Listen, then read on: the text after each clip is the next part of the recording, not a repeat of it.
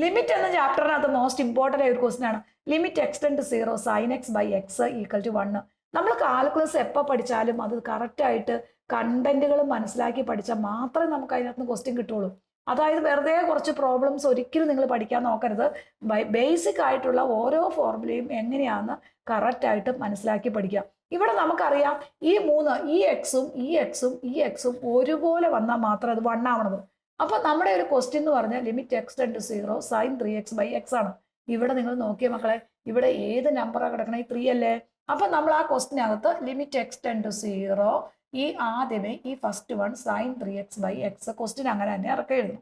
ഇനി നോക്കണം നമ്മളിവിടെ ഏത് നമ്പറാ ഇവിടെ വരണ്ടേന്ന് നോക്കണം. 3 അല്ലേ? അപ്പൊ നമ്മൾ വെറുതെ ഒരു 3 ഇവിടെ ചേർത്തു, ഇൻറ്റു 3 അപ്പൊ ചേർത്തു.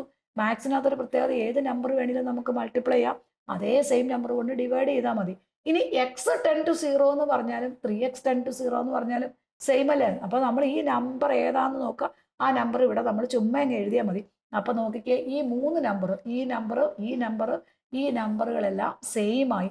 അപ്പൊ ഇതിന്റെ ആൻസർ 1 വരും. 1 ഇൻറ്റു 3 എന്ന് പറഞ്ഞാൽ ദെൻ ആൻസർ ഈസ് 3 വരും. ഇതുപോലെ ഏത് നമ്പർ വന്നാലും സെയിം മെത്തേഡ് തന്നെയാണ് നമ്മൾ അപ്ലൈ ചെയ്യേണ്ടത്. മാത്സ് ടഫായ കുട്ടികൾക്കായിട്ട് ഒരു റിവിഷൻ ക്ലാസ് ഓറയിൽ സ്റ്റാർട്ട് ചെയ്യുന്നുണ്ട്. 1499 രൂപയെ വരുന്നുള്ളൂ. 500ഓളം വരുന്ന ലൈവ് റെക്കോർഡഡ് വീഡിയോയും ഡെയിലി ഹാഫ് അവർ ക്ലാസ്സുകളുമാണ് വരുന്നത്. താല്പര്യമുള്ള കുട്ടികൾ താഴെ കാണുന്ന നമ്പറിൽ കോൺടാക്ട് ചെയ്യും.